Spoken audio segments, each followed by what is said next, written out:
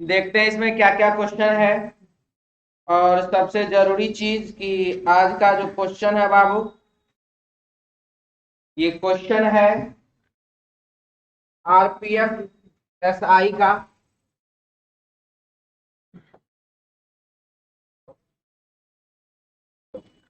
आज previous year question का timing है, तो आरपीएफ एसआई का क्वेश्चन है ये, रेलवे का। और ये है 11 जनवरी 2019। 11 जनवरी 2019 थर्ड शिफ्ट का क्वेश्चन है ये। ठीक है, तो चलिए इसका देखते हैं क्वेश्चन सॉल्यूशन क्या क्या है। आरपीएफ में किस ढंग का क्वेश्चन पूछा जाता था। कौन है जी?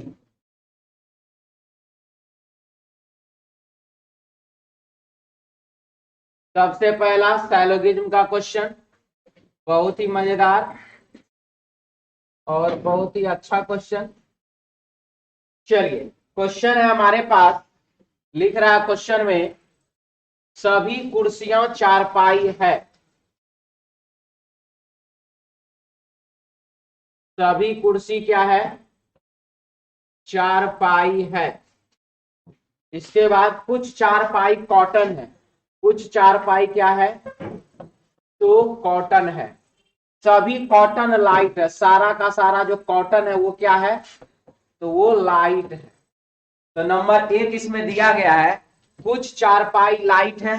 तो चारपाई का जो कुछ भाग है वो लाइट है कि नहीं है, देख लीजिए तो है।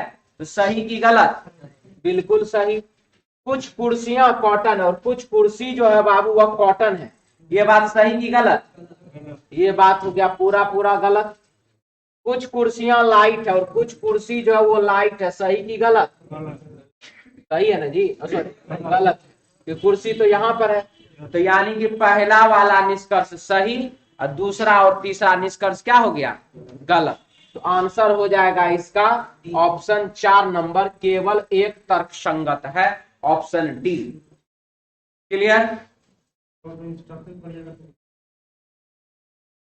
इंस्ट्रक्शन में पढ़ना पड़ेगा जी, कुछ खास दिया हुआ है।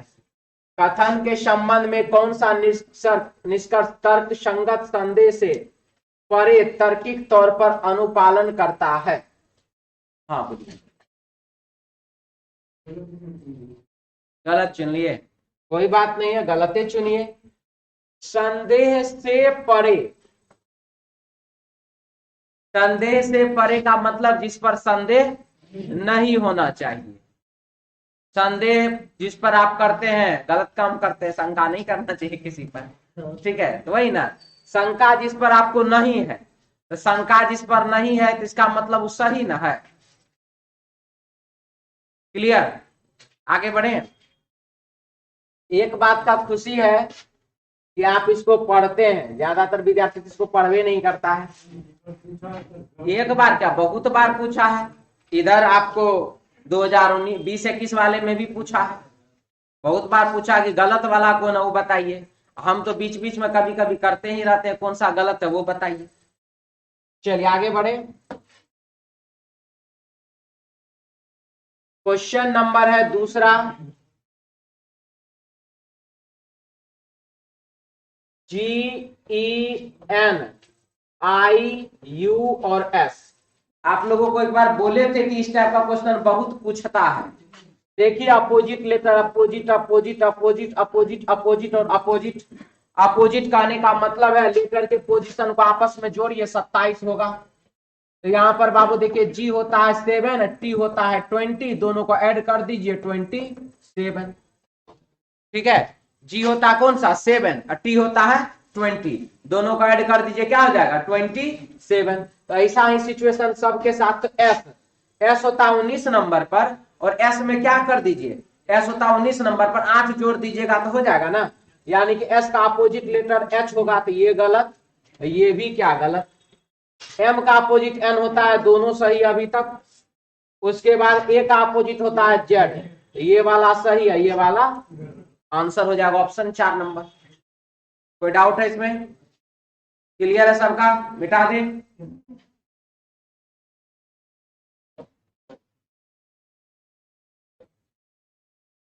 क्वेश्चन नंबर है तीसरा। जेड है और पी है, एम और वाट है।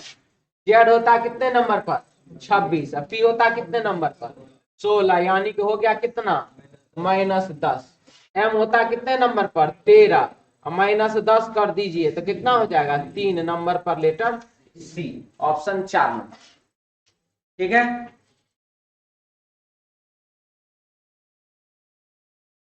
कल बाबू है 31 दिसंबर, कल भी टेस्ट होगा। सोमवार, शनिवार रविवार नहीं होता है, हमको शनिवार रविवार टेस्ट होता है, नहीं तो हम काहे कुछ बोलेंगे उसमें। डिस्कशन करते क्या शनिवार रविवार टेस्ट होगा? नहीं, 50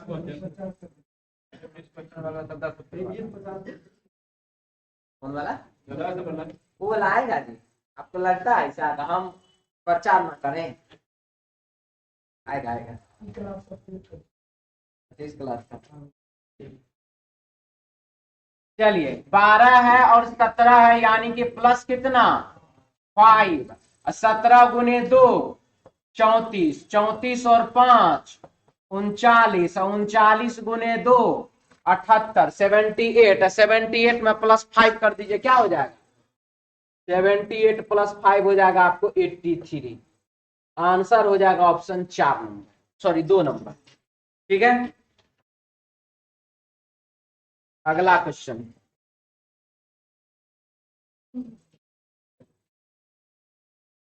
V I V I और D, और यहां पर V का कोड क्या दे रहा है?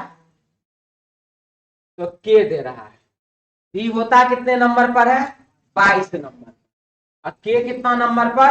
11 नंबर पर, यानी कि -11 हुआ है। V में यहां पर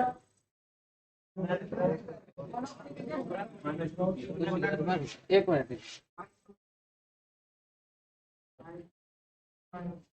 9 2 11, अब 22 और 2 24 +2, I और K +2, D और F क्या +2, यहाँ पर +2 किया गया, यहाँ भी +2 किया गया, V और U में -1 किया गया। यही सिचुएशन इधर भी है। L में +2 कर देंगे हो जाएगा N, L में +2 कर देंगे हो जाएगा क्या चीज? तो L में +2 करेंगे I कैसे हो जाएगा? N ना होगा जी। ओ अच्छा हाँ, G में +2 कर देंगे I हो जाएगा। ये ऑप्शन गलत है, ये 3 अभी तक बचा हुआ है। O में -1 कर देंगे N हो जाएगा, ये गलत, ये भी गलत, और ये वाला क्या चीज? सही। आंसर हो जाएगा ऑप्शन 3 नंबर। आगे बढ़े।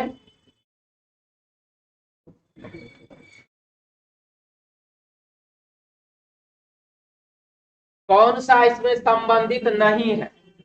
देखिए, ये जो क्वेश्चन इस प्रकार से जो पूछा गया आरपीएफ में एक चीज तो सबसे पहला, एक तो ये क्वेश्चन होगा, इसको पहले डिस्कस कर दो, उसके बाद बताएंगे। एफ कितने नंबर पर? तो 6 नंबर पर, लेकिन कॉन्सोनेंट कॉन्सोनेंट कॉन्सोनेंट कॉन्सोनेंट और आई क्या? वॉवेल, इसीलिए इसका आंसर सबसे पहले तो ये हो गया। दूसरा, इसको और किस किस तरीके से इस टाइप के क्वेश्चन को पूछा जाता है, या फिर इसमें ऐसा है? इसमें तो खैर 2 तो लेटर अलग है तो उसको छोड़ दीजिए, लेकिन ये 2 3 कुल मिलाकर के कितना रेखा? 3 रेखा। मान लीजिए एच दे देता, 1 रेखा 2 रेखा तो 3 रेखा। इस टाइप का क्वेश्चन भी आरपीएफ में बहुत बार दिया गया है। ठीक है, कि लेटर का लाइन गिनती करवा लिया। डब्ल्यू कितना रेखा? तो 4 रेखा। एम कितना रेखा? तो 4 रेखा। और ई कितना रेखा? तो 4 रेखा। अब एक तो बीच में और कुछ दे दिया, मान लीजिए एफ, तो कितना रेखा? तो 3 रेखा। 4 रेखा 4 रेखा 4 रेखा एक समान, एफ यहाँ पर अलग। अब विद्यार्थी आंसर क्या लगाएगा? ई वॉवेल है, इसीलिए ई आंसर।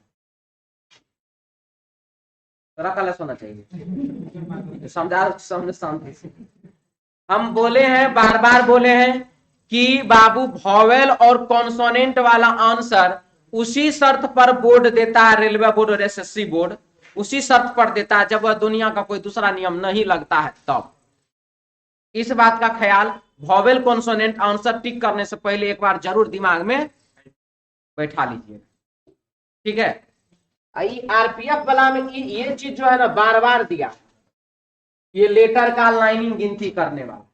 मान लीजिए कि यही एक मिनट, मान लीजिए दे दिया ए, एफ, डी और दे दिया आपको एच। अभी भी आप वॉवेल टिक करिएगा, लेकिन देखिए एक रेखा, दो रेखा, तीन रेखा, एक रेखा, दो रेखा, तीन रेखा, एक रेखा, दो रेखा, तीन रेखा, कर्व लाइन। आंसर हो गया आपका डी। कर्व लाइन के कारण आंसर क्या हो गया? डी।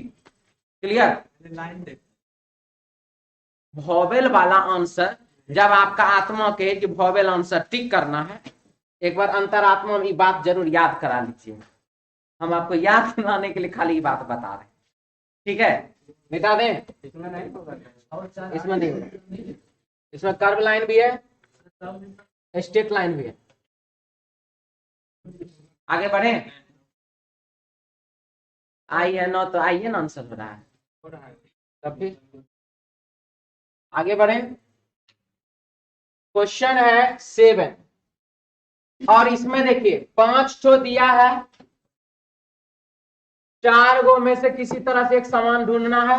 ऑप्शन में फिर 4 गो ही दिया है, जैसा कि जनरली रेलवे और एसएससी नहीं देता है।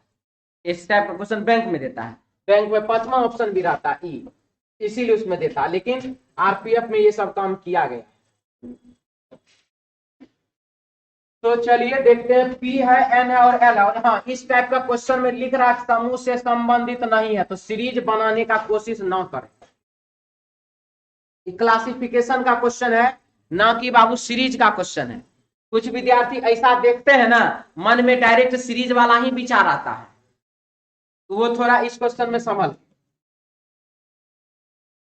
तो P है, N है और L है, यानी कि +2 हो गया। हाँ जी, -2 हो गया, -2 हो गया। L, J और H है, यानी कि -2 हो गया, -2 हो गया। Q, O, M है, तो Q, O, M में भी क्या हो रहा है?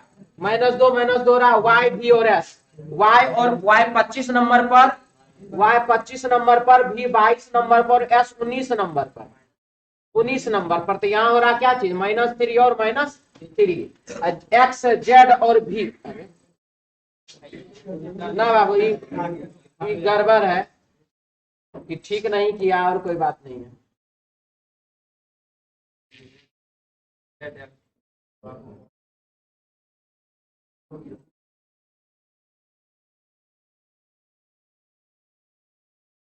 ZX भी है यहाँ पर लिखा, ZX और भी देखिए ये है।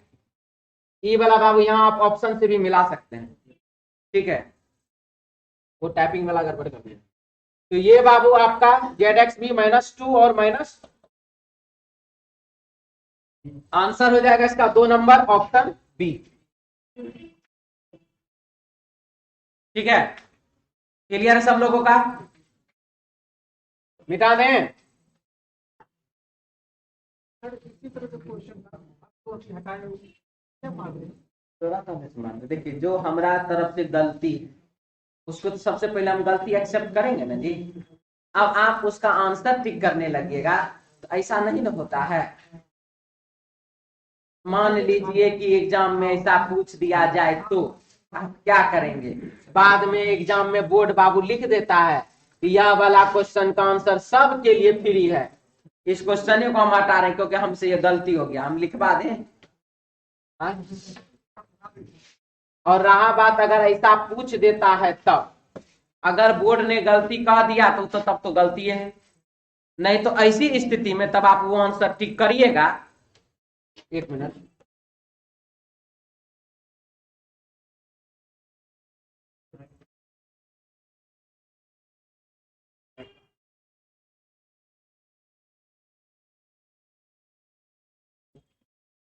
हाँ जी, आ गए।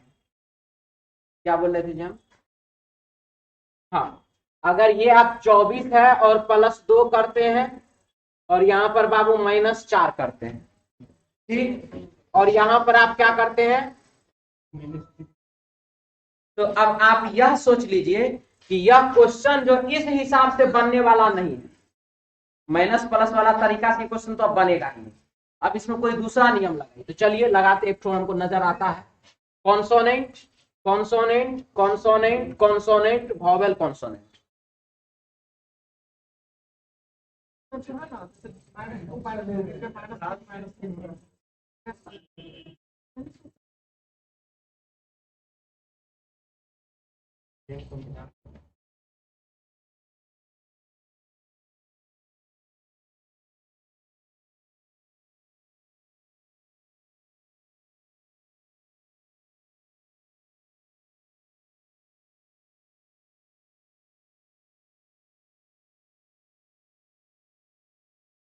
और कुछ बोले कितना काफी है? 3 में समानता मिलना चाहिए, तब जाकर के एक अलग होता है, ठीक है। और जब ऐसा है तरीका, तो फिर आप प्लस माइनस से ही हम आंसर क्यों टिक करेंगे? कोई दूसरा तरीका भी तो लग सकता है। बात समझ में आया? स्ट्रेट लाइन कर्व लाइन वाला भी एक टेक्निक होता है, वो भी आप लगा सकते हैं। पोजीशन के हिसाब से इवन ऑड भी देख सकते हैं, दूसरा बहुत सारा तरीका होता है, ठीक है। चलिए आगे, क्वेश्चन नंबर 7 के बाद क्वेश्चन नंबर 8। दिए गए आकृति में कुल मिलाकर के कितने वर्ग हैं, आपको यह बात बताना। तो ये बात बताना कि टोटल का टोटल वर्ग कितना है। तो चलिए इस टाइप का क्वेश्चन इधर कुछ दिन पहले ही बताए हैं, ये एक और ये वाला कितना, तो 1 2 3 4 है, एक तो बड़ा वाला कितना 5। तो 5 यहां से, 5 यहां से और 5 बाबू यहां से, कुल मिला के कितना हो गया 15। आंसर हो जाएगा ऑप्शन 3 नंबर, सी ऑप्शन, ठीक है। मिटा दें,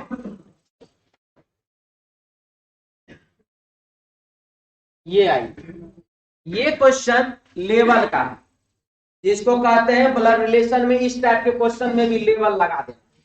प्रश्न में ये नहीं पूछा है कि W का Z से क्या रिलेशन, W का Z से क्या रिलेशन अगर पूछता तो हम लोग सब दिन जैसे बनाते थे वैसे ही बना लेते। प्रश्न में पूछा कि W का Z की मां से, यानी कि आप क्वेश्चन बनाइए, मुझे कोई दिक्कत नहीं है, लेकिन बनाने के बाद भी हमको संतुष्टि आपके बनावट पर नहीं है, हम एक लेवल 2 लेवल बढ़ा दे रहे हैं क्वेश्चन। कभी मां से तो दादियों नानी कर देता इसमें कि जेड की दादी से डब्लू का क्या रिलेशन है, जेड के पिता के मां से उसका क्या रिलेशन है, मतलब स्टेप बढ़ा सकता है। प्रीवियस क्वेश्चन में यही सब तो फायदा मिलता है। देखिए क्या पूछा, W प्लस एक्स का अर्थ है ए बी का पति है, यानी कि W जो है वो एक्स का कौन है, पति है। स्टार का अर्थ ए बी की मां है, और ये लीजिए स्टार कौन है, तो बाबू मां है। और का अर्थ ए बी का पिता है, तो ये हो गया बाबू कौन, तो पिता। अब देखिए पिता की मां, पिता की मां तो दादी, दादी का पति तो दादा। तो यानी कि सबसे पहला चीज पिता, जेड के पिता की मां तो दादी या दादी का पति तो दादा, यानी कि डब्लू हो गया जेड का कौन, तो दादा। डब्लू कौन हो गया, दादा हो गया जेड का। तो बोला जेड की मां से, जेड की मां से मतलब पिता के पत्नी से। तो इसके लिए जेड की जो मां है वो डब्लू के लिए कौन हो जाएगी, पुतहु यानी कि बहू। और जेड की मां जो है बहू होगी तो डब्लू कौन होगा, ससुर, जो पुरुष है ना, तो ससुर होगा। तो प्रश्न में है कि डब्लू का जेड की मां से क्या संबंध है, तो एक ऑप्शन मान लीजिए ससुर है, दूसरा ऑप्शन मान लीजिए यहां पर बहू लिखा हुआ। अब आप क्या टिक करिएगा, बहू की ससुर। तो जिस नाम के बाद स्पेस शब्द का प्रयोग है वो नाम आंसर नहीं होता है, यानी कि बहू आंसर नहीं होगी, आंसर कौन होगा, ससुर, ऑप्शन ए। क्लियर है? यहां जबकि अंकल लिखा हुआ है, ठीक है। क्लियर है सब लोगों का, किसी को डाउट, कोई दिक्कत तो नहीं है इसमें? आगे मिटा दे इसको। चलिए नेक्स्ट क्वेश्चन की ओर बढ़ा जाए। क्वेश्चन है 10 नंबर। हाँ देखिए, डायरेक्शन डिस्टेंस में क्या किया है आपको जेई में या ग्रुप डी के एग्जाम में या एएलपी के एग्जाम में, A B C D E F G सबसे मुड़ रहा था वो, मतलब एक लड़का है निकला, पहले ए पर, ए बिंदु से वो चला बी बिंदु पर गया, बी बिंदु पर दाएं मुड़ा सी बिंदु पे गया, सी बिंदु से दाएं मुड़ा ई बिंदु पे गया, मतलब फिर डी बिंदु गया, फिर बाएं मुड़ा कहीं दाया मुड़ा, दूरी भी चल रहा है, खत्म होने के बाद वो पहुंचा दिया आपको जी बिंदु पर। पूछ दिया क्या, अच्छा बताइए तो लड़का जो ई बिंदु पर, लड़का ई बिंदु पर किस दिशा की तरफ मुंह करके खड़ा था? आप पहुंच गए कहां पर? जी बिंदु पर। पूछ दिया बीच का ही सवाल, यानी तो आपसे यह भी पूछ देगा कि ए बिंदु से ई बिंदु की दूरी और दिशा क्या है, जी बिंदु का कोई चर्चे नहीं। तो ये सब चीज क्वेश्चन को क्या कर रहा है, लेवल बढ़ा रहा है। एक आदमी की ओर इशारा करते एक लड़के ने कहा, आदमी है, इशारा कर रहा कौन? तो लड़का। क्या बोला लड़का ने? वह मेरे पिता, वह आदमी जो मेरे पिता के कजिन, कजिन मतलब चचेरा मेरा, कुछ भी हम चचेरे मान लेते हैं, मेरे पिता के चचेरा के पिता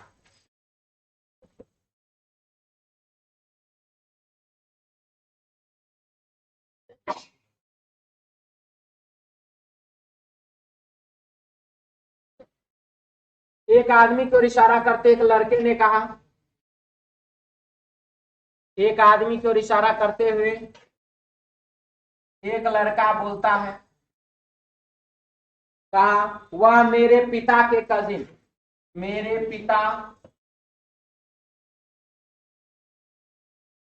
के कजिन, यानी कि चचेरा में मेरा फुफेरा मुसेरा कोई भी भाई बहन, कजिन के पिता, के पिता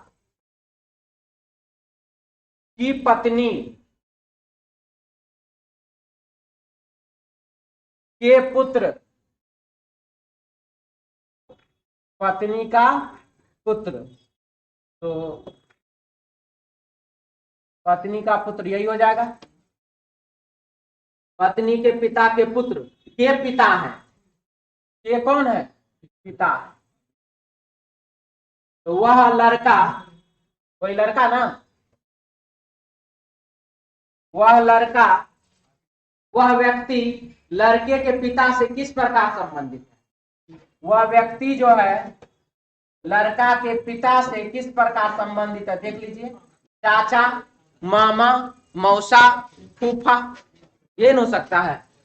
तो वह व्यक्ति लड़के के पिता से किस प्रकार संबंधित है? पिता के बाद से है, तो भतीजा, भांजा, ये सब आंसर तो नहीं होगा। आंसर क्या होगा? Uncle, option 1 number. कोई दिक्कत है इसमें? समझ में आ गया? आगे बढ़े। आप जी गायक जब यहाँ आते ही हैं तो बाबू मोबाइल पे काहे क्वेश्चन भेज देते हैं?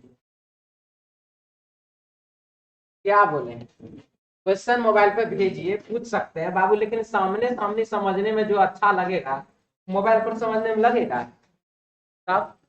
यहाँ पर आते तो नहीं बता देते हैं। आइए, 40 प्लस 2 कर दीजिए कितना? 42, 42 प्लस 3 45 प्लस 5 प्लस 7 प्लस 9, 2 3 5 7 9, 57 में 9 जोड़ दीजिए कितना? अच्छा 11 जोड़ दीजिए, क्या है कि प्राइम नंबर 2 यहाँ पर दिया हुआ है, सारा का सारा क्या चीज है? प्राइम नंबर दिया हुआ। तो 57 में 11 जोड़ दीजिए कितना? 68, ऑप्शन 4 नंबर। मिटा दें।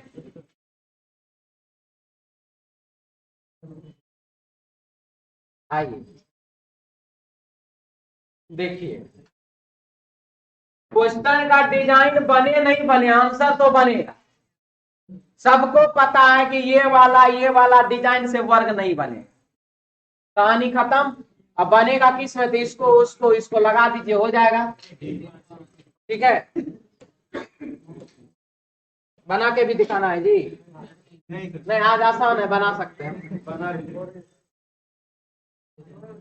अब बनाने दो ना, कोई कोई दिन बनाने का मेहनत करता है।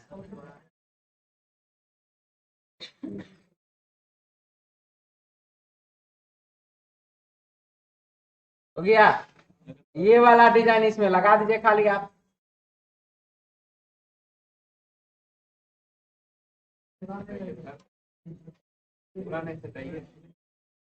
मोटा मोटी तो बन गया ना, चलिए काफी है, आगे बढ़िए। 1 नंबर, 3 नंबर और 5 नंबर पे बन रहा, आंसर हो जाएगा 2 नंबर ऑप्शन। डाइस का रूल जिनको भी लिखना होगा लिख लीजिएगा, अभी लिखाएंगे। नीचे चित्र के अनुसार दर्शाए एक पासे की 6 सतहों पर 6 अंक ए बी सी डी ई और एफ अंकित है। डी अंकित सतह के विपरीत की सतह पर कौन सा अक्षर अंकित है? देखिए, एक क्वेश्चन आरपीएफ का हमको याद है थोड़ा, वो भी जान लीजिए आप लोग। उस क्वेश्चन में क्या था, लिखा हुआ था एन। क्या लिखा हुआ था? N, N for nose. और लिखा हुआ इतना अच्छा से था कि जब इसको आप पलटा दीजिएगा ना, ये बन जाएगा जेड। क्या बन जाएगा? जेड बन जाएगा। मान लीजिए कि यहां पर एन लिखा हुआ है, पलट गया यहां पर, तो यहां पर बाबू देखिए जेड बन जाता है कि नहीं? जेड बना कि नहीं बना? हम थोड़ा देर के लिए ही सही उसमें बाबू कंफ्यूज हो गए थे कि दोनों में तो कोई कॉमन मिल ही नहीं रहा। अब क्वेश्चन हम कैसे बनाएंगे, क्योंकि क्वेश्चन तीसरा नियम वाला एक होता है जिसमें कोई कॉमन नहीं मिलता, तो वो वाला नियम लगाए तो आंसर कोई नहीं आए, तो वो एक दिक्कत हो रहा था। इस प्रकार का डिजाइनिंग में थोड़ा कंफ्यूजन कभी कभार हो सकता है, इस चीज को फोकस कीजिएगा। एन कभी कभी अल्टन पल्टन की स्थिति में जेड भी बन जाता है, ठीक है। तो क्वेश्चन हमारे पास है कि डी अंकित सतह के विपरीत सतह पर कौन सा अंक होगा। तो जिनको भी लिखना है लिख लीजिए। किसी भी दो डाइस में जब कोई भी एक सतह कॉमन मिलता है, किसी भी दो डाइस में जब कोई भी एक सतह कॉमन मिलता है, किसी भी दो डाइस में जब कोई भी एक सतह कॉमन मिलता है, कॉमन सतह से एक रेखा क्लॉकवाइज घुमाना। कॉमन सतह से एक रेखा क्लॉकवाइज घुमाना है। अगर आपको एंटी क्लॉक घुमाने का मन, एंटी क्लॉक ही घुमा दीजिए, दोनों में कोई दिक्कत नहीं है। अगर दोनों में क्लॉक घुमाना तो दोनों में, ऐसा मत कीजिएगा कि एक में क्लॉकवाइज एक में एंटी क्लॉकवाइज, तब आप वो टकरा जाएगा तो फिर डाइस में डाइस टकरा कोई फूट जाए तो वो भी दिक्कत है। कॉमन सतह से एक रेखा, किसी भी दो डाइस में जब कोई भी एक सतह कॉमन मिलता है तो कॉमन सतह से एक रेखा क्लॉकवाइज खींचना है। कॉमन सतह से एक रेखा क्लॉकवाइज खींचना है। बस हो गया। आप देखिए इधर, आप समझ में आ जाएगा खींच के क्या करेंगे। एफ ए बी हो गया, और उधर से देखिए एफ ई डी लिखा हुआ, एफ ई और डी लिखा हुआ है। प्रश्न में पूछा डी के विपरीत, जो जिसके सामने वो उसका क्या है? विपरीत है। यानी कि डी के अपोजिट कौन सा लेटर है? B for ball. आंसर हो जाएगा ऑप्शन 2 नंबर। अच्छा सर, अगर मान लीजिए हमको एफ के अपोजिट भी पूछ दिया जाए तब, तो कौन सा लेटर यहां पर है जो इसमें नहीं दिया गया? सी फॉर कैट। आप इसको डिलीट कीजिए, यहां पर सी लिख दीजिए। एफ के अपोजिट में सी, ए के अपोजिट में ई और बी के अपोजिट में डी होगा। मिटा दे अब।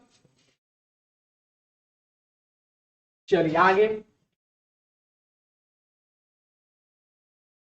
क्वेश्चन में देखिए क्या है, डॉलर पहले बीच में, फिर आधा लाइन खिसका, फिर से आधा लाइन खिसका, फिर से आधा लाइन खिसका, फिर आधा लाइन खिसका, तो फिर आधा लाइन खिसक के डॉलर यहां जाएगा ना। अब ऐसा किस जगह पे है? यहाँ पर तो ऐसा है, यहाँ पर डॉलर। आंसर हो जाएगा 3 नंबर, सी ऑप्शन। वो देखिए, वो कोई बड़ा बात नहीं है, ऐसा था क्वेश्चन में, इसीलिए यहाँ पे दे दिया। ठीक है, ऑप्शन नंबर सी होगा बाबू, ये वाला। ठीक है, आइए इसमें साहब के पास लिखा गया कितनी सीधी रेखाएं हैं? एक सीधी रेखा, दूसरा, तीसरा, चौथा, पांचवा, छठा, सातवां, आठवां। ठीक है, कुल मिलाकर के 8 ही तो सीधी रेखा है।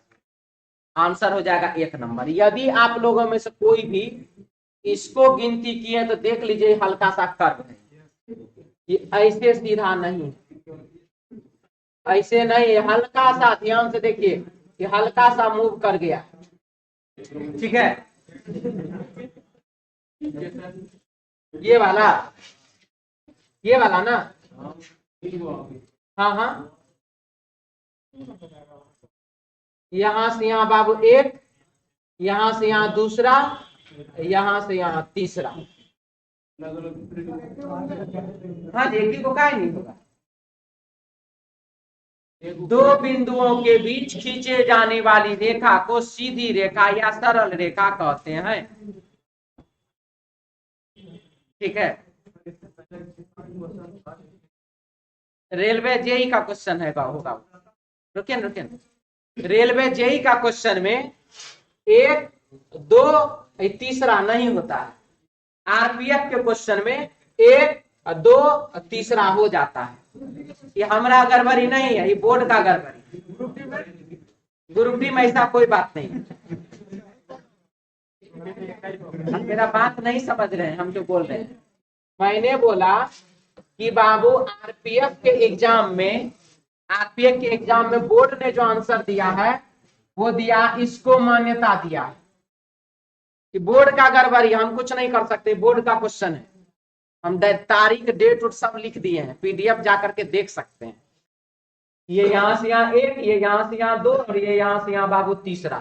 ठीक है, यही एग्जाम 2019 जनवरी में हुआ और उसके जस्ट बाद मार्च या अप्रैल में एग्जाम शुरू हो गया था रेलवे जेई का। उसका जब पीडीएफ आया, उसके पीडीएफ में बाबू क्वेश्चन मान लीजिए यही है, लेकिन गिनती किया सिर्फ और सिर्फ 1, यहां से यहां 2, तीसरा को गिनती नहीं किया। अब हम जानते हैं, बहुत बार हमको बोला कि आइए चेयरमैन बन जाइए, लेकिन हम बोले ना, हमारा मास्टर ही ठीक है। आप आराम से डालिए ना।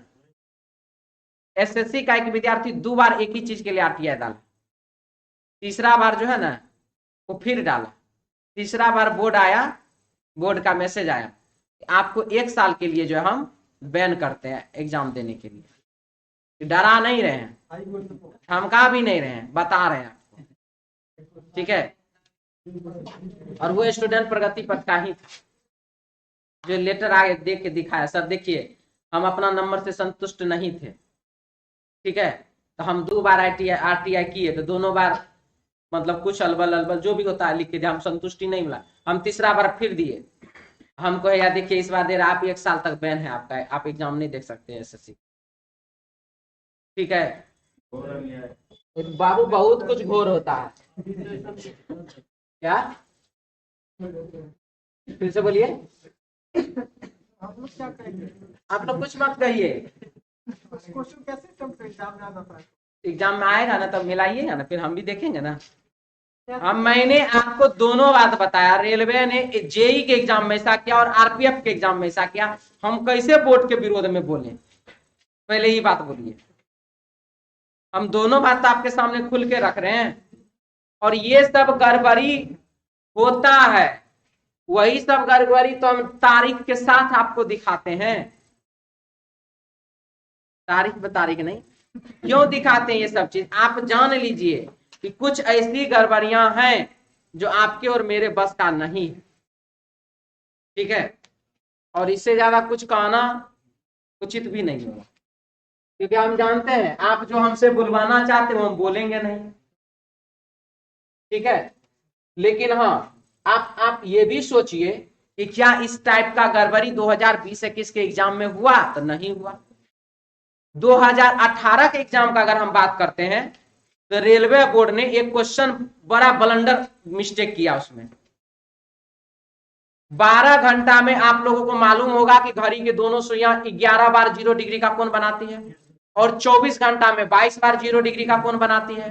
तो प्रश्न में पूछा घड़ी की दोनों सुइयां आरपीएफ रेलवे एएलपी टेक्नीशियन 2018 का क्वेश्चन है कि घड़ी की दोनों सुइयां कितने बार संपाती होगी एक सप्ताह में। ठीक है, एक सप्ताह में घड़ी की दोनों सुइयां कितने बार संपाती होगी। संपाती होने का मतलब है 0 डिग्री का कोण बनाना। तो आंसर होगा उसका 22 गुने 7। ठीक है, और ऑप्शन में 22 गुना 7 कहीं था ही नहीं, 24 गुना 7 था। और बोर्ड एक ग्रीन टिक लगाता ऐसे करके, ऐसे करके नहीं, ऐसे करके, तो इसी पे लगा हुआ। ठीक है, अब आप हमको कहिए, अब हम इसमें क्या कहें। हम आपको पढ़ाएंगे 22 गुना 7, प्रूफ करके दिखाएंगे 22 गुना 7, चाहे सोते जगते रोते हंसते जब कहिएगा तब प्रूफ करके दिखाएंगे। नहीं था, वही ऑप्शन ही नहीं ना था। सही कैसे हो जाएगा, बाद में क्लेम होता है, बाद में क्लेम होता है। तो क्लेम हुआ तो फिर बोर्ड ने 50 रुपया लौटाया, उसको वापस किया। जिसका क्लेम एक्सेप्ट हो जाता है उसको लौटा देता है, जिसका क्लेम एक्सेप्ट नहीं होता उसको 50 रुपया नहीं लौटता है। ठीक है, 50 रुपया चार्ज लेता है जी, नंबरों बढ़ता है और क्या। सबके लिए खत्म हो गया वो क्वेश्चन। ठीक है, जाके यूट्यूब पर देखिएगा, इस बार भी 2020-21 वाला क्वेश्चन हम बाबू डिस्कस किए हैं 1-2 ठो। उसमें भी एक ठो क्वेश्चन सीटिंग अरेंजमेंट था जिसमें कि ऐसे करके बोर्ड ने लिख दिया था क्वेश्चन मान्य नहीं है। उस क्वेश्चन को मैंने थोड़ा सा उसमें आधा वो लाइन हम एक जगह जाके जोड़ दिए, क्वेश्चन सही हो गया, डिस्कस कर दिए, हो गया, कहानी खत्म उसका। लेकिन बोर्ड ने तो गलती किया वहां पर। ठीक है, अब आइए यहां, सभी कैन छड़ी है।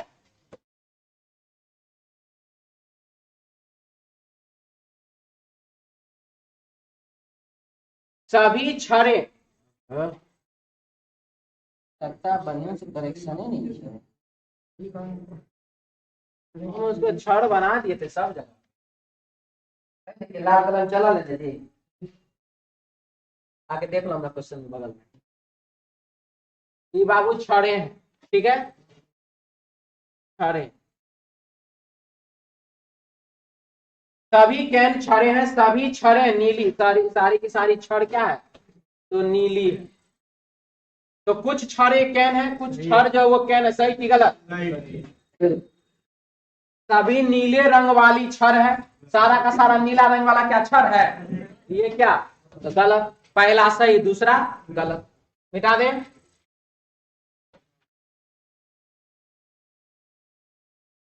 प्रत्येक शुक्रवार को वर्षा होती है, जितना भी शुक्रवार होगा सब शुक्रवार को कुछ हो चाहे नहीं हो वर्षा जरूर होगा, चाहे वो शुक्रवार किसी भी महीना का हो, उससे कोई लेना देना नहीं है। दुए बूंद गिरेगा लेकिन होगा जरूर वर्षा। तो प्रत्येक शुक्रवार को वर्षा होती है। आज शुक्रवार है, आज शुक्रवार है तो बताइए वर्षा होगा कि नहीं होगा, होगा। कल वर्षा होना बंद होगा, इसके बारे में नहीं बता सकते, इसीलिए पहला सही है दूसरा गलत।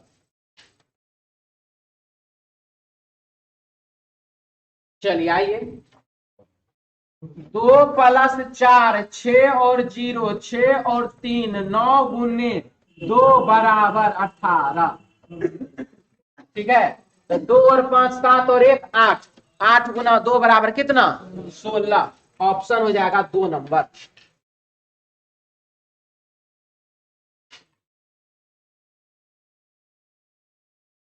इकतीस + 1 32, यहाँ पर बाबू +4 हो रहा है, यानी कि 2 का स्क्वायर, 1 का स्क्वायर 2 का स्क्वायर।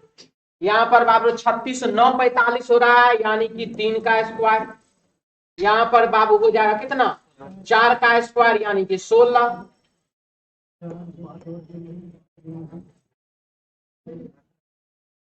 36 और 9 45, 45 में 16 जोड़ दो तो 61, 4 का स्क्वायर अब की बार क्या करेंगे, 5 का स्क्वायर यानी कि 25 जोड़ देंगे, हो जाएगा कितना 86। ऑप्शन 4 नंबर मिटा दें।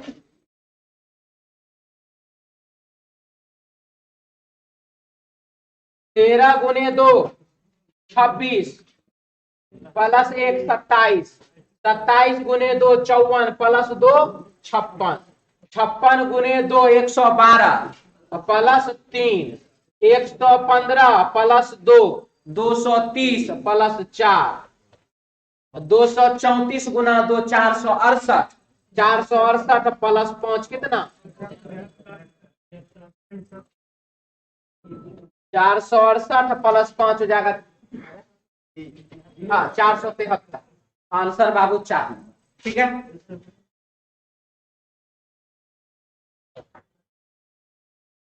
ए बी का कजिन है जिसके पिता ए की माँ के भाई हैं। ए बी का कजिन है,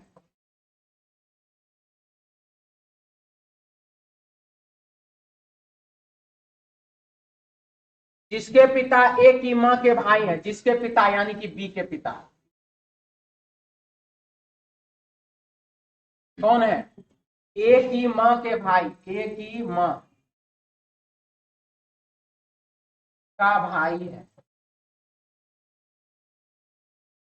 ए के पिता का बी के पिता से क्या संबंध है, ए के पिता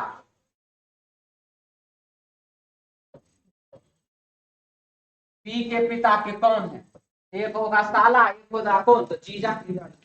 ठीक है, पत्नी का भाई तो साले ना, आंसर हो जाएगा कौन, सी यानी कि ब्रदर इन लॉ। ठीक है, क्लियर है सबका, मिटा दें।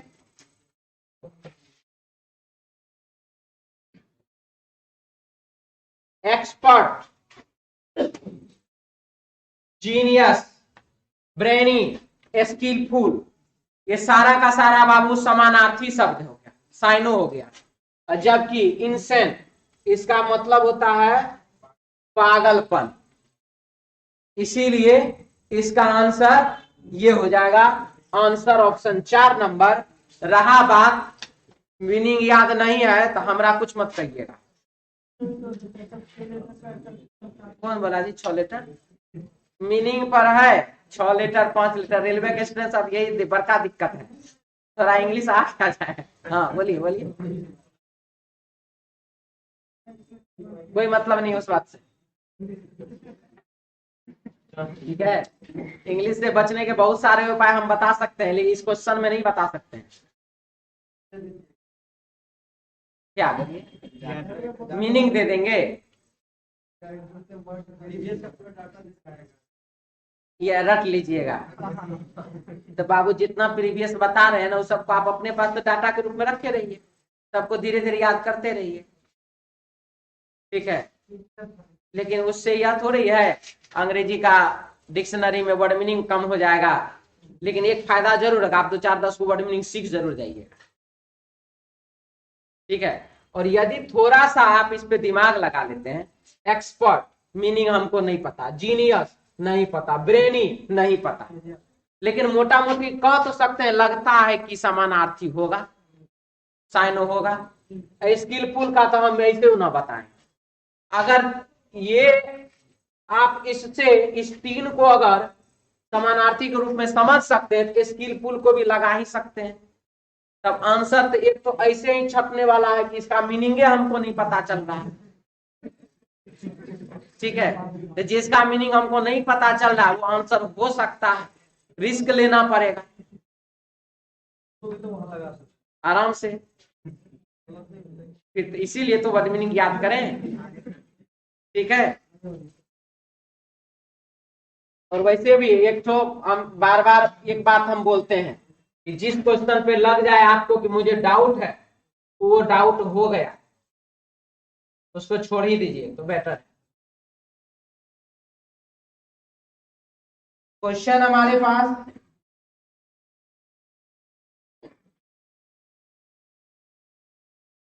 इसे जानने के बाद इसे अपने पैसेज का क्वेश्चन है।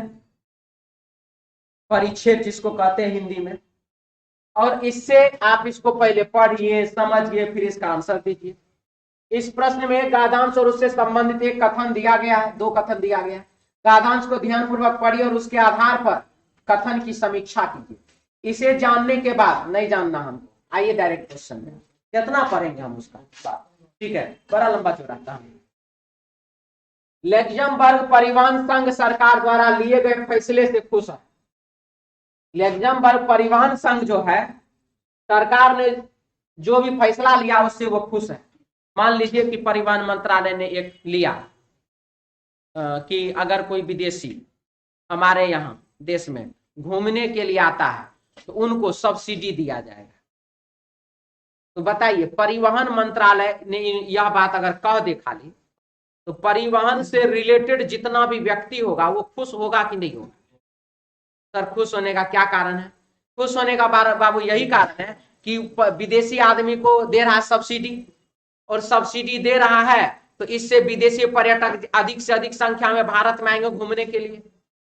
जहां पर मान लीजिए कि भारत के लोगों को अगर वो देखना है मूर्ति पटेल बाबा वाला स्टैच्यू ऑफ यूनिटी, वही है ना जी, हाँ, तो उसमें जो है 250 रुपया लगता है भारत के लोगों को। तो सोच लीजिए कि जो विदेशी होंगे उनको नहीं कुछ तो 2000 से कम नहीं लगेगा, ठीक है। क्योंकि जिस समय में हम बाबू एक बार गए थे अति देखने के लिए, गोलघर पर तो कितना बार चढ़े उतरे, सीढ़ी गिनती किए, कभी टिकट तो नहीं मांगा था। कहाँ गए थे जी? वो जो बड़ा बड़ा जो है जी पिलर के तरह, वहां पर दिल्ली में जो है कुतुब मीनार, हाँ, कुतुब मीनार गए थे। 10 रुपया टिकट था उस समय में, 2007 का बात है बाबू।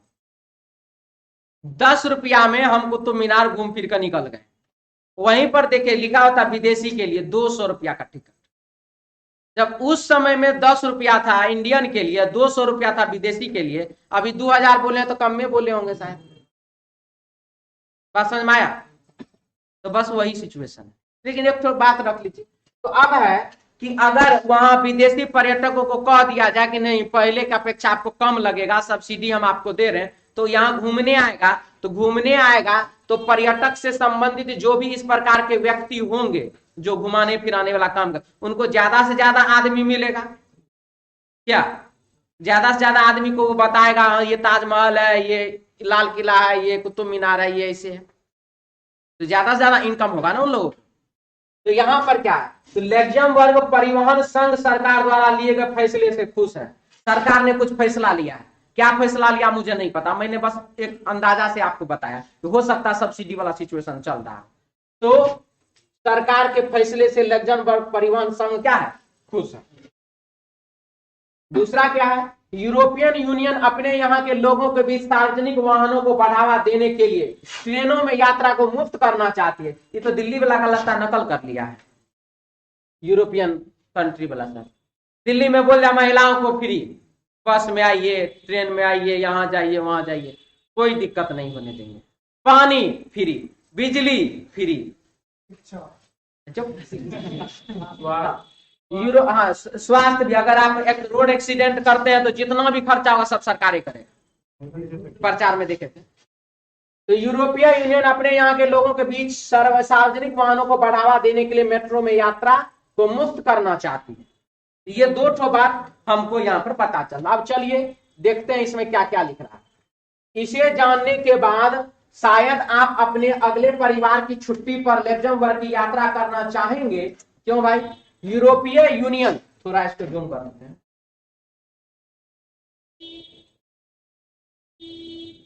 हाँ जी, चला गया ऊपर, गठबंधन आ गया। यूरोपीय यूनियन अपने देश में यातायात की भीड़ और प्रदूषण को कम करने के लिए यूरोपियन यूनियन के छोटे देशों में ट्रेनों, ट्रामा और बसों के किराए को मुफ्त करने की मांग लगातार कर रहा है। ये सब चीज को मुफ्त कर दीजिए।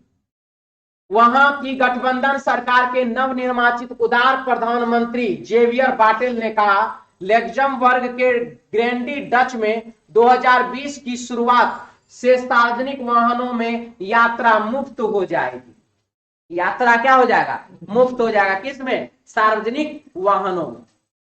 इस संबंध में लग्जमबर्ग के मुख्य परिवहन संघ FNCTFEL लैंड सेवर बैंड के प्रमुख जॉर्जेस मैरेज ने अपनी चिंता व्यक्त करते हुए कहा कि अगर टिकट बेचने के लिए किसी की जरूरत नहीं होगी तो सरकार को यह योजना बेरोजगारी बढ़ाएगी। यानी कि आप कितना अच्छा काम कर दीजिए, कोई ना कोई आदमी उसमें कुछ ना कुछ नुस्ख निकाल ही देगा। क्या चीज? कि जब टिकट ही नहीं बिकेगा तो जो टिकट बेचने वाला वहां पर पदाधिकारी या क्लर्क जो भी वहां पर है उसका कोई काम ही नहीं, तो जब वो काम ही नहीं तो वो तो बेरोजगार हो जाएगा। और अगर आप बस में टिकट फ्री कर देते हैं, ट्रेन में टिकट फ्री कर देते हैं, तो एक हिसाब से आप बेरोजगारी बढ़ा रहे हैं। तो जब तक मंजूरी नहीं दी जाती हम उसे स्वीकार नहीं कर सकते। हालांकि उन्होंने यह भी कहा है कि वह भी चिंतित है कि इससे ग्रामीण क्षेत्रों में लोगों को मुफ्त यात्रा का लाभ नहीं मिलेगा। यानी कि ग्रामीण क्षेत्र में कुछ अलग प्रकार का इशू यहां पर हो रहा है। तो नंबर 1 है, सॉरी 23 है, लग्जमबर्ग परिवहन संघ सरकार द्वारा लिए गए फैसले से खुश है? नहीं। बताइए, परिवहन संघ को कर दिया सार्वजनिक कंपनी को फ्री, सार्वजनिक बस को फ्री। अब बताइए जो ओला है और कौन है, कुबेर है, मोटरसाइकिल वाला है, ओयो नहीं क्या है जी, रेपिडो, उस सब का क्या? रेपिडो, हाँ जी रेपिडो, उस सब का क्या होगा? उस सब तो दिक्कत में आएगा ना। तो यहाँ पर है कि निम्न सबसे उपयुक्त विकल्प का चयन कीजिए। कथन पूर्णतः सत्य है, कथन सभ्यतः सत्य है, कथन की समीक्षा नहीं की जा सकती, कथन पूर्णतः असत्य है। मतलब एक तरफ उसको दे रहा हार्ट अटैक, क्या कि सार्वजनिक बस में आइए फ्री में, तो बताइए टैक्सी वाला सब क्या करेगा? तो सही की गलत? आंसर क्या हो जाएगा इसका? 4 नंबर। किसी को कोई डाउट इसमें? क्लियर सबका? यूरोपीय यूनियन यहाँ के लोगों के बीच सार्वजनिक वाहनों को बढ़ावा देने के लिए ट्रेनों में यात्रा को मुफ्त करना चाहती है। और यह बात सही है कि गलत है? सही है, ताकि ज्यादा से ज्यादा लोग क्या चीज से चले? सार्वजनिक वाहन से चले। सार्वजनिक वाहन से चलने का फायदा क्या होगा? सार्वजनिक वाहन से चलने का फायदा यही होगा कि पेट्रोल डीजल ये सब का कमी होगा, सॉरी मतलब कम खर्च होगा, साथ ही साथ पर्यावरण के लिए भी अच्छा होगा, यानी कि प्रदूषण कम फैलेगा। क्लियर? बोलिए।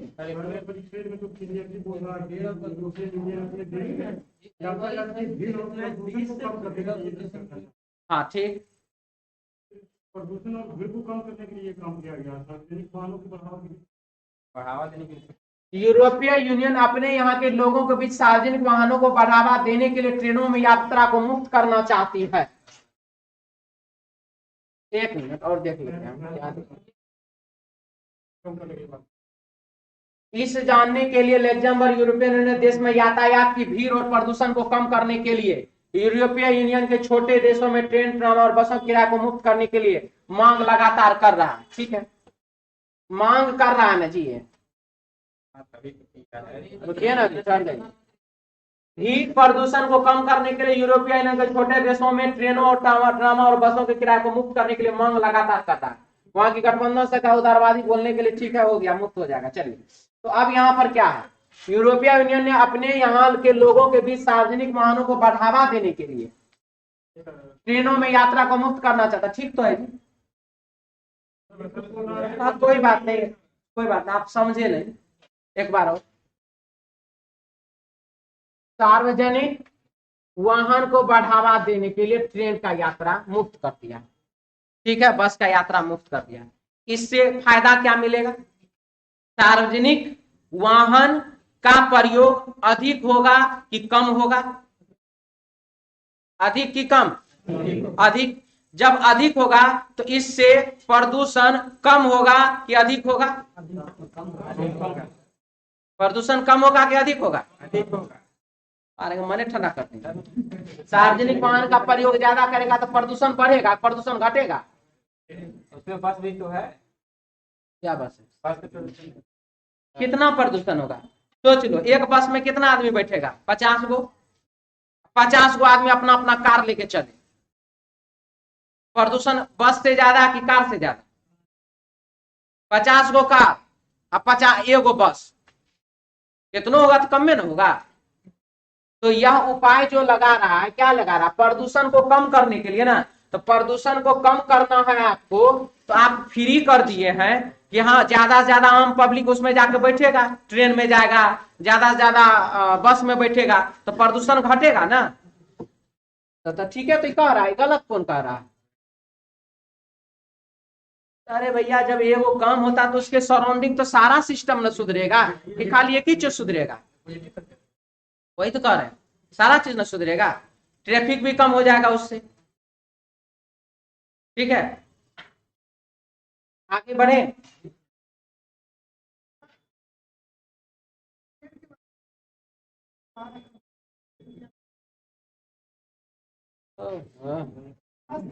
तो पूरा पर भी नहीं करता, कोई बात नहीं। यूरोपीय यूनियन के छोटे देशों में ट्रेन, ट्रामा और बसों के किराए को मुक्त करने का मांग। ठीक है, तो बस है, ट्रामा है, ट्रेन है, सारा सार्वजनिक वाहन तो आ ही ना गया जी। अब ऑटो तो सार्वजनिक वाहन नहीं है ना, आप रखिएगा। ऑटो तो 2 आदमी 4 आदमी के लिए होता, पटना में 2 आदमी 4 आदमी, दिल्ली में जाना अकेला, आपको खुद रिजर्व करना, खुद जाना, दूसरा किसी को बैठना अलाउ नहीं है, और कोई बैठबो नहीं करेगा। और बोलिए।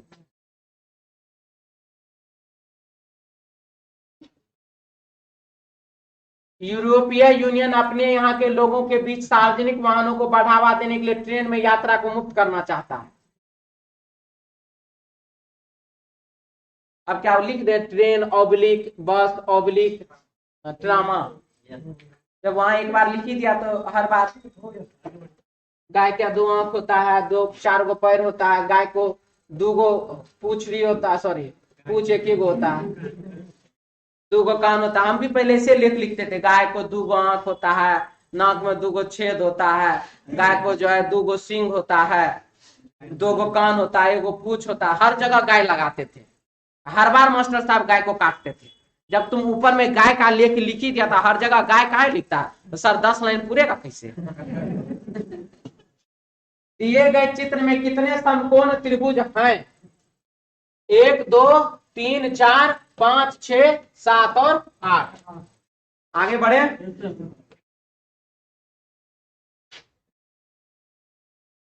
इसके बारे में तो कल बताए ही थे, कोई आज नया भी है जी जो कल नहीं आया था?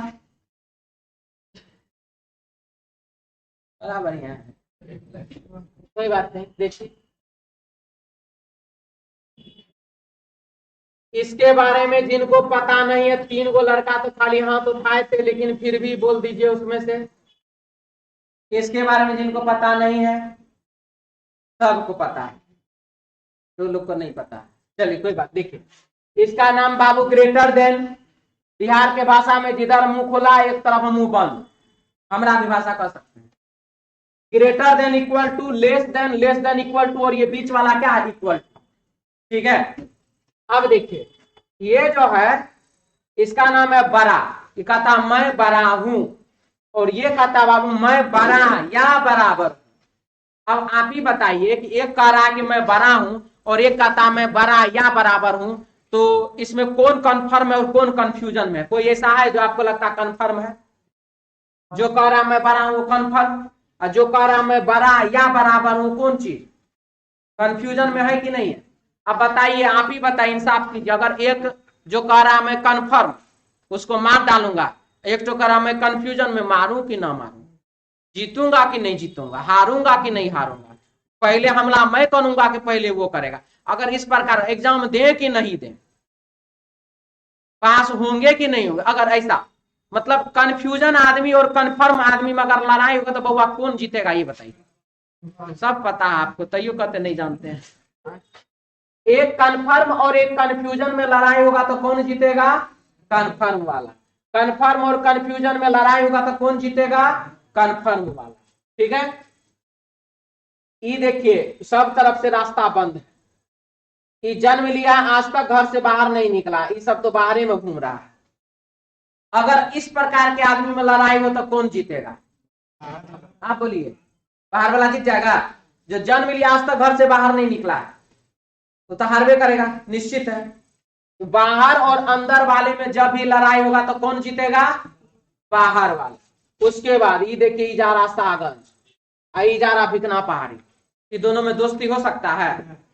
नहीं होगा। दो अलग अलग दिशा, दो अलग अलग सोच, विपरीत दिशा में जाने वाला, विपरीत सोच वाला व्यक्ति का कभी दोस्ती नहीं हो सकता। याद न बने दोस्ती का है।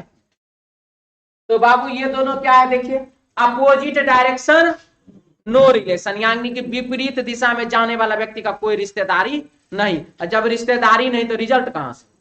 Clear? Opposite direction no relation, opposite direction no relation, opposite direction no relation, opposite direction no relation. अब उसी को करना है यहां पर लागू। बी और टी, बी यहां पर, टी यहां पर, ये देखिए अंदर और बाहर वाले में कौन जीतेगा? बाहर वाला। आई फिर बाहर इस दोनों में अपोजिट डायरेक्शन, तो ये वाला बाबू सही की गलत? कोई डाउट इसमें?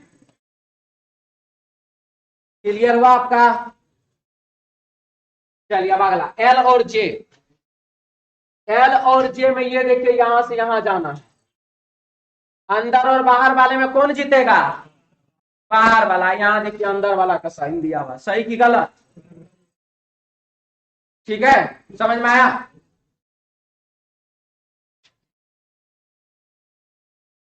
चलिए आगे,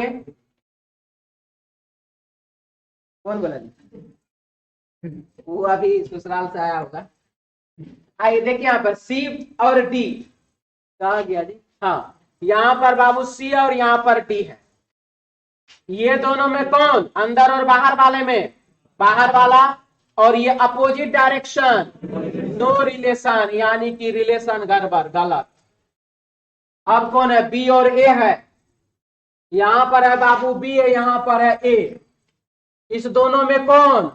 अंदर बाहर वाले में बाहर वाला, और ये दोनों अपोजिट डायरेक्शन नो रिलेशन, यानी कि बी और ए भी गलत। अब बचा टी और एफ ना।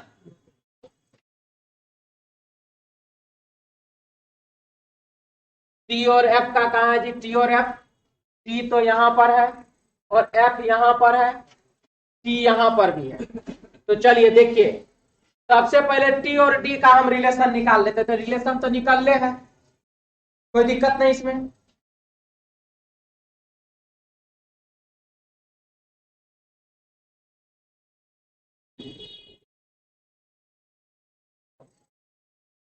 तो डी के तरफ मुंह खुला हुआ है, यहां पर कौन है? तो टी, इसको कॉपी करके वहां पेस्ट कर दिए।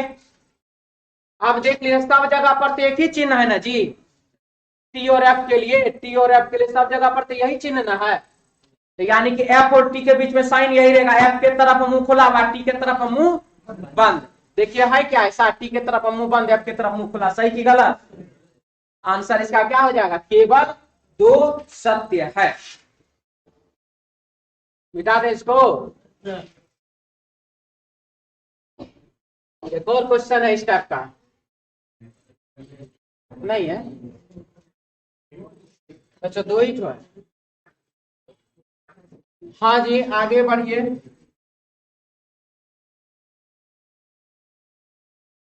अगला क्वेश्चन क्या लिख रहा है देखिए, 7 बक्से एक मेज पर रखी गई है, 7 गो बक्सा है, प्रत्येक बॉक्स में अलग अलग फल रखे हैं। फलों के नाम है सेब, संतरा, टमाटर, चेरी, केला, अमरूद और आम। बक्सों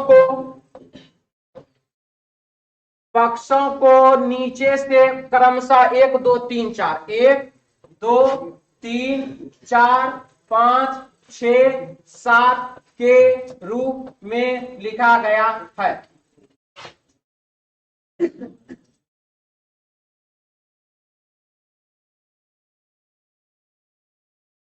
अब इसमें बोला सेब सम संख्या वाले बक्से में, सेब हो सकता है 6 4 2, कहीं भी हो सकता है। आगे बढ़िए, चेरी सबसे ऊपर वाले बक्से में नहीं है, बहुत बढ़िया, पकड़ो तो ये सब मन बरू का काम है। हम वहां नहीं है। टमाटर बिल्कुल बीच वाले बक्से में रखा गया, टमाटर बिल्कुल बीच। अब सेब आएगा यहाँ पर, नहीं तो जाएगा यहाँ। केला टमाटर के ऊपर वाले किसी बक्से में है, केला केला केला। अमरूद सेब वाले बक्से के नीचे सम संख्या वाले बक्से में, अमरूद सेब वाले बक्से के नीचे सम संख्या। इसका मतलब है कि सेब रहेगा यहाँ पर, अमरूद रहेगा यहाँ पर। कोई डाउट इसमें? ठीक है सबका? क्योंकि सेब सम संख्या वाला बक्सा में, अमरूद भी समय में रहेगा लेकिन सेब के नीचे कहीं भी रहेगा। इसका मतलब अमरूद यहाँ, सेब वहां। टमाटर केला अथवा चेरी वाले बक्से के बगल वाले बक्सा में नहीं। टमाटर ना तो यहाँ चेरी होगा ना यहाँ केला होगा, ये दोनों यहाँ नहीं हो सकता, चेरी केला नहीं होगा। आम 5 नंबर वाले बक्सा में नहीं है। यहाँ पर बाबू केला और चेरी, केला और चेरी यहाँ पर नहीं हो सकता। तो केला यहाँ पर, चेरी यहाँ पर, चेरी यहाँ पर, केला यहाँ पर। रुकिए ना, हम कहाँ भाग रहे हैं? पर नहीं देता। चेरी सबसे ऊपर वाला बक्सा में नहीं है। इसका मतलब यहाँ पर कौन आएगा? चेरी सबसे नीचे, केला सबसे ऊपर। बोला कि आम जो है 5 नंबर वाला बक्सा में नहीं है, आम यहाँ नहीं होगा, तो आम दे दीजिए यहाँ। और कौन बचा? संतरा को है यहाँ पर। हो गया, कहानी खत्म। तो 5 नंबर में चेरी नहीं रख सकते? कौन बोला था जी? क्या लिख रहा है देखो, टमाटर केले अथवा चेरी के बगल वाले बॉक्स में नहीं है। ठीक है। 28 नंबर, उपरोक्त अनुक्रम के आधार पर कौन सा विकल्प विषम है? सेब संतरा आम चेरी। विषम कौन है? सेब बाबू है 6 नंबर पर, संतरा है बाबू 5 नंबर पर, आम है 3 नंबर पर, चेरी है 1 नंबर पर। आंसर हो गया ना सेब। चलिए आगे बढ़िए। 28 के बाद 29, 5 नंबर वाले बक्से में कौन सा फल है? संतरा है, ऑप्शन 2 नंबर। और ये 30 नंबर, उपरोक्त के आधार पर, उपरोक्त क्रम के आधार पर निम्नलिखित में से कौन सा कथन गलत है? तो चेरी क्या? अच्छा कोई बात नहीं। चेरी सम संख्या वाले बक्से में है, तो चेरी विषम संख्या वाले बक्से में है। ये वाला बात बाबू गलत हो गया। ठीक, जो गलत है वो हमारा आंसर हो गया। दूसरा, आम वाले बक्से के नीचे केवल 2 बॉक्स है। आम वाला बक्सा के नीचे में 2 ठो बॉक्स है कि नहीं है? ये तो सही हो रहा ना, और जो सही है वो तो मेरा आंसर नहीं होगा। इसके बाद आम सबसे ऊपर वाले बक्से में नहीं है। आम जो है सबसे ऊपर वाला बक्सा में नहीं है, सबसे ऊपर तो केला है। जो सही नहीं है वही ना आंसर होगा, तो ये भी ठीक है। टमाटर संतरे और आम के बीच केवल एक बक्सा है। टमाटर संतरा और आम, टमाटर संतरा और आम के बीच में तो कोई भी बक्सा नहीं है। ये बात तो वो गलत न कह रहा है, सॉरी सही न कह रहा है। टमाटर संतरा और आम के बीच वाले बक्से में है। टमाटर जो है संतरा और आम के बीच वाले बक्सा में, तो टमाटर जो है संतरा और आम के बीच में है। ये बात वो सही कह रहा है, और जो गलत है वही ना आंसर हुआ। आंसर हो जाएगा ऑप्शन 1 नंबर। ठीक है।